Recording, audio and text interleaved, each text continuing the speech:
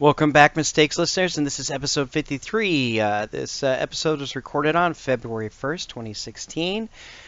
This week we watched Degrassi, Next Class, and this is the follow-up to Degrassi, The Next Generation. Actually is the fifth series, you could say, or the fifth incarnation of Degrassi, which has been around for quite some time. I remember watching it when I was a kid.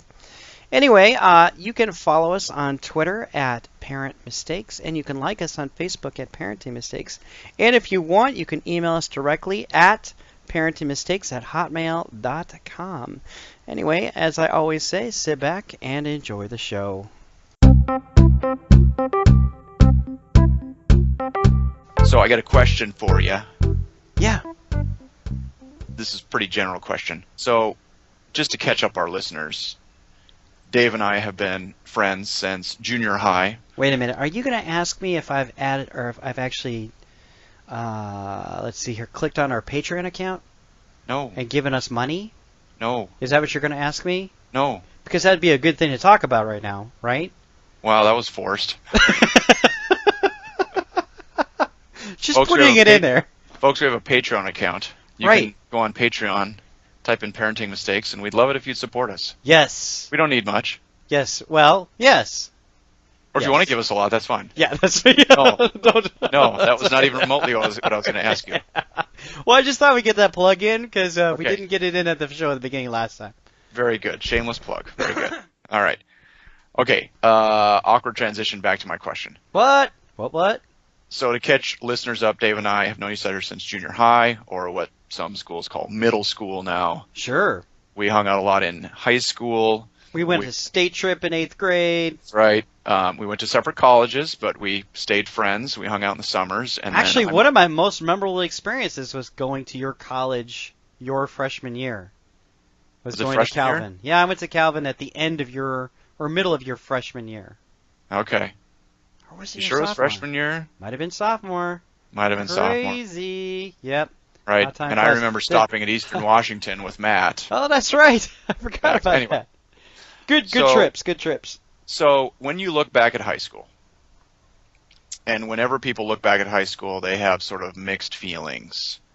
You have sort of the Napoleon Dynamite perspective of, golly, if I would have had this, then I would have been a star or whatever type of thing. And then you have other people that just sort of try to keep living high school forever with certain groups of friends. When you look back at your high school experience, can you identify anything tangible that you would have done different? Oh, yeah, all sorts of stuff. Okay. Yeah. Is there one thing? You got one that sort of pops into your head that you would have done? Either a certain type of participation or,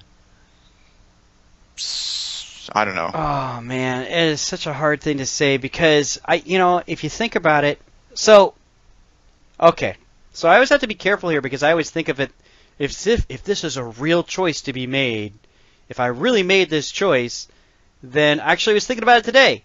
I wouldn't have Maddie or Kayleen. And I'm like, I couldn't live with that. I love the family that I got as a result of the choices that I made in high school. Sure. So in that case, I would make nothing different because I just love my family now. I really dig how it all ended up. I can't see it being any better. Okay. That being said.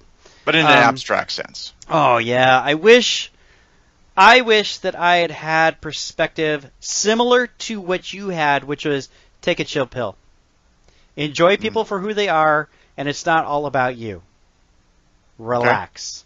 Okay. I totally would have in fact, I've always fantasized about me, this future self, going back in time and hitting the 16-year-old Dave. That's smacking him across the jaw, trying to get knock some sense into the guy, chill out. Of course, that would have made the 16-year-old Dave even more anxious. I think they made a Disney movie out of this. Oh, it's in the comics all the time. You see it in the comics all the time. Superman from the future goes back to the past to beat up Superman of the past because Superman of the past made some stupid mistake that ended the world, right? Right. And Superman of the future is ticked off. And oftentimes I get ticked off of my past self for some of the silly things that I did. Someday we'll talk about the Valentine's Day banquet, right?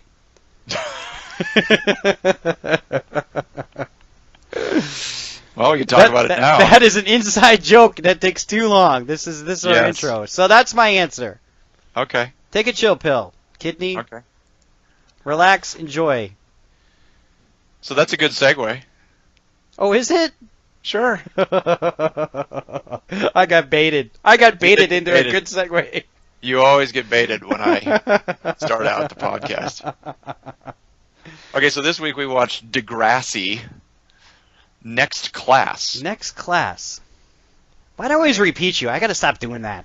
Yes, well that's okay. Okay. It's good to repeat. We have a different voice inflection, so if people are That's true. hearing differently, then they can hear it different ways. Okay, so we were talking about this in the pre-show that you had watched a little Degrassi back in the day. I did. I have only been vaguely aware of the Degrassi, and our source of all knowledge, Wikipedia, calls it the Degrassi universe, Sure. because I guess it's sort of like lots of other franchises that have had a number of shows. But this is a Canadian teen drama, emphasis on the drama part, television series. And we watched the pilot episode of Degrassi Next Class. It is currently on Netflix as a Netflix original show. I'm sorry, did you say we watched the first episode? We did. Yes. Watched the pilot. We totally Yes. did. I just want to make Yeah. sure that it's pretty clear that, because I think as we get into our discussion, it's not one of these shows that we watched in the middle of the third season. This is what we saw. Right, and there's always, again, and we've talked about this on a number of podcasts before, it's always interesting to either pick up a show at the beginning or pick it up in the middle, and that obviously is impacted by whether or not it's serialized or whether it's episodic, which I guess is that the right terminology? This one is serialized, and the other This term one's is serialized, yeah. episodic. So this show is set in a high school, the Degrassi Community School, and it is, as far as I can tell, intended to be a, shall we say, realistic sort of look into high school life. So so given some of the Degrassi experience, so I would be the Degrassi expert in this case. The show that I watched in the 80s off of cable TV was much more soap opera. Okay. Its idea was, hey, you watched all these soap operas that your mom and dad are interested in. Mom was interested in. Maybe there's some dads. You can now watch this. It was almost I hate to say it, but it's a lot like Little Lunch, where you're like, here's The Office, but then there's Little Lunch. It's kind of patterned like, here's Days of Our Lives, here's Degrassi Junior High. Right. So at the time, it was much more, it had dramatic tones, and the soundtrack is like, whoop, commercial, right? You know, like, I just found out I was pregnant, right? These things happened, right? Right. And it was, who did it, or what did it, or how did that happen? All these questions would come up. So that's kind of like the Degrassi of old. So this one actually has a little bit of that, but the tone has changed. So we're introduced to a number of characters, and the format of this type of show, I guess, is that they have 3 or 4 plots going on at the same time. Yep. They're all in the same show. They're all in the same school. And they're not necessarily connected. And there's not necessarily a wrap-up at the end of the episode. Some things are resolved, and we are maybe, sort of ushered into the next stage of that particular drama. And then other things are left completely open. Sure. Which, I guess, to be fair, is real life, right? The critique of the sort of situation comedy is that they would present us with this sort of pseudo-important issue, which they would very conveniently wrap up in 22 minutes. And in this case, you are not able to find closure in a lot of ways. Sure. Well, there is one centralized story that does occur in the show, which is based on the title, which was what, #booty call? Yes. that plot line I found really entertaining. I like that one. Okay. I like that plot line. So give me your just general thoughts on this show. So, it's similar to some of the issues that we both struggle with when trying to figure out, is this show really talking to their crowd correctly? Right? Because I am not a 15 or 14-year-old girl. I never will be, never had. If I was watching this show, would it appeal to me? Would I go, wow, this show seems right on par with some of the struggles that I face every day at school, and they're saying all the same things? I'll give you an example. When I and my sister watched 90210, we felt like we were actually watching some part of our lives in that show. Okay. My sister and I had come from the Midwest, and we came to Seattle, and we went to a very, I can't say rich high school, but it was certainly much more than a public high school, right? And so we always had that experience, and I could say that the 90210, believe it or not, spoke to me. Okay. I don't know, from my perspective, if this show would speak to their target audience. And I think that's really important for this show to have happen. So my struggle with reviewing it is, I have a theory that it does, but I can't quantify and say, but for sure it does. You know what I'm saying? Like, Sure. they're using all the lingo that is kind of foreign to me at this point as I get further and further away from my teenage years, but I know that even using the hashtag is kind of going out. The fact that some TV shows using hashtag blessed, that statement's been around for a couple of years, and I know for sure the teenagers are saying things different now, right? Correct. What are some of the things they're saying appealing to them? What is appealing is some of the dilemmas. So the main plot is hashtag booty call. One of the girls who is struggling with the fact that she's African American and she's got a very small butt, right? And her friends basically tell her, hey, if you want this guy's attention, you should basically send him a photo of your butt that's been enhanced, right? So she takes the cell phone and they blow up her rear end just a tiny bit so that it'll be spread across the internet and this guy will actually see that she actually has a bigger butt. The problem is that it's a falsehood and she ends up walking into class with a bunch of cotton in her pants to give her that, yes, you're laughing at me, to give her that look like she actually has a bigger hiney, right? Come to find out, the guy's got a heart of gold. He doesn't even practically use the internet, right? No, he's not on this particular network, we discover. Right. And of course, he really just likes her for her brains, right? Correct. And the quote of the episode is, "Wow, are brains now in and not butts?" Right? I'm sorry, I slaughtered that episode. That's okay. But I loved all the things that went on with it. But we'll go to you, Todd, because I get caught up in the entertainment, and there are issues with the show for sure. So the one thing that I found realistic is that peers do influence peers. Yep. That's a real thing, particularly in high school. As much as, and that's a hard thing for parents. As much as we want our kids to come home from high school and sit next to us by the fire and listen to our sage advice, they get a lot of guidance from their peers. They just do. I believe it. And they do, good things and bad things depending on what their peers are doing. And that's hard for parents because, we, even if we want to say, hey, I don't want you to listen to that person, that may be exactly what they do. I think the hard part with this type of show, and a lot of shows this way, is that they are manufacturing drama in some cases. For entertainment purposes. For entertainment purposes. And certainly there is drama in high school. There's lots of drama in high school. But there's also just a lot of just kind of hanging out sometimes. And I understand, hanging out is boring.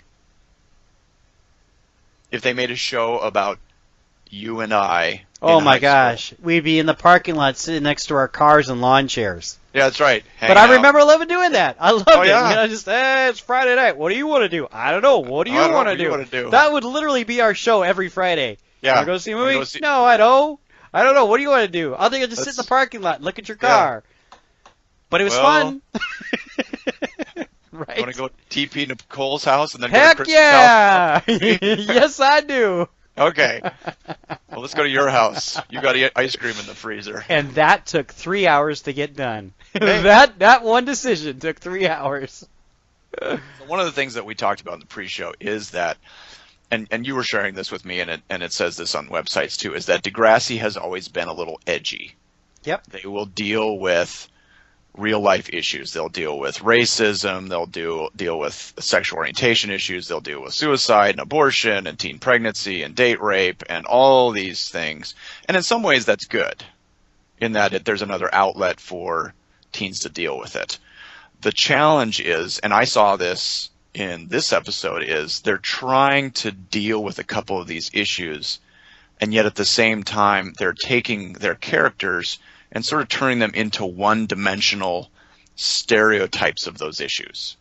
Yes. So it's almost like they're trying to say, let's not make this an issue, and yet here's a character, and here's another character, and here's another character that fit these very narrowly defined societal images of what this issue represents. Yeah, to be honest with you, the character that was honestly the most interesting to me was the bisexual character. Because literally the way that he is written in the show is complicated in every way. Sure. He's probably the most complicated role within the show because he's all over the place, and he's using his sexuality throughout the show with everybody, right? So I'm like, it's interesting. I'm not exactly sure. What I'm saying is that he alone probably is the one that's not the overabundant one note. Everybody else is kind of a one note. Yes. There's the jock who just can't really play music. There's the music girl who loves the jock, but I loved her statement, though, which was, I love you more than you. I love the music more than you. Like, I love what I do as a lead singer of some sort of band more than I love you, which I thought, that is a classic high school statement to make. And, or if somebody is like, I'm not going to marry you, you're just my boyfriend. Well, and to pair with that is, and I can't remember which character said this. There were like two girls talking in the bathroom, and one of them said something about, and I'm going to butcher this line, but she said something about, are we just pursuing people that eventually are going to run off with their secretaries in 15 years? Oh, yeah, that's right. She's the dark cloud. She's the emo girl. Well, but right? in some ways, I thought that was the most realistic line of the film for this. It's not a film. Or the film, of the show. Yeah. It's almost like she was taking a shot at the whole show. Sure. Which was ironic to sort of say, so you're telling me that we've got this whole huge teen drama, high school weirdness, and realistically, we're all going to graduate, we're all going to go our separate ways, we're all going to have our own lives, and all the weirdness of high school is just going to be left behind. She is the one note ironic character. She's the emo girl. Yeah. Right? And you've got the but in comparison, she's talking to the in it hip hop poppy girl, right, who's got pink hair, and the hipster. Right. She's talking to the hipster. Right. Who's got her own network and all that stuff. So, but they're all kind of one notes in some capacity, but they're intended to be that way. Right. So here's the tough question. Give me an age range. Oof. You know, I watched it, and I agree with you. What I liked about Degrassi is the fact that it brings up discussion points for kids, but I think to myself, who as a parent would let them watch this show? The show is almost after-school special caliber. I'm like, with an after-school special, you would watch it and then you would have a discussion later on about it. And I'm like, it might be good viewing for some teenage folks to sit down with their parents and watch it together. Yeah. I wish that was in the ideal world. I can't say it's for young people at all. I would say certainly it's for that high school crowd. My problem, Todd, it goes back to the initial, is I don't know if it speaks to them or not. If it does, it's a great tool for kids and parents, quote unquote. Right. It's still entertainment. But this is one I would urge parents to watch with their kids. Yeah. There's certain shows. Yeah. So we're on the same page here. Yeah. Okay. I mean, I don't think I would ever say to parents, hey, let your kid watch a certain show, doesn't really matter if you supervise. You should always be aware of what your kids are watching, no Yep. matter what. You should have some idea of what the content is. And, for a lot of shows, if you watch 1 or 2 episodes, you will get the gist of what the show is about, because it's basically going to repeat that particular theme over and over and over again. And if you can live with that, then you don't have to be sitting next to your child and discussing it every time. Degrassi is one of those shows that I would say you want to watch this with your kids. Yes. Now, that may scare them away from actually watching it, because I don't know if when I was in high school if I would have really loved my parents sitting down next to me and watching it. Because I think for some kids, they watch a show like this, and you talked about whether it speaks to them. I think drama speaks to people, but sometimes I think kids want there to be sort of drama in their lives, and they just don't find that there is. Particularly kids, I think, that are isolated. They don't have, this cool friend group that's, always around them and, trying to help them through a crisis. They don't have a drama with, boyfriends and girlfriends, and they don't have these, I'm going to be in a band and I'm running for, I'm running for student office. council, I'm running for office, that sort of thing. So I think that's the hard part, because, there are a lot of kids out there that are kind of marginalized, and, where would they fit into this show is the question. So anyway, I think all to say, parents should be aware of this one, because it is edgy. It is. It's definitely getting into. It's a huge step away from the Disney Channel high school. Oh, absolutely. Experience. They're not even in the same. It's completely different. It's not even the same boat. I wish it doesn't hold any punches, and I wish it held a few punches. That's where I have a hard time, because there are statements that I'm an old fuddy-duddy, I guess, when it comes to this stuff. But, the guy and a girl are talking. He's like, I'm just not getting enough sex. We're not having enough sex. And I'm like, yes, this is probably a high school dilemma that they face, but they're not married, right? It's an interesting priority for them, and it puts a pressure on her that she doesn't need. It's a very interesting statement to be had, especially for someone like in my position that, that's usually my issue as a middle-aged guy, right? Like, well, and if there was, okay, if be there careful, was, it's not my issue. Yeah, there you go. but it is more of a, this is an adult issue. Well, and you and I have particular views on, say, underage premarital sex. Sure. We do. If there was a character that walked onto this show that was celibate and, committed to that and happy about that, would that fit into this environment? I do. I think it would. Or would it be sort of stereotyped as, here's the weirdo character? I don't think so. I don't, because the way the tone of the show is actually more. They might fumble on it. They might. I don't know. We don't have that character on there. Yes. Not that I can see. Right. But hey, I mean, they've done a pretty good job of dealing with a lot of the other issues that are kind of interesting, and it was entertaining and fun.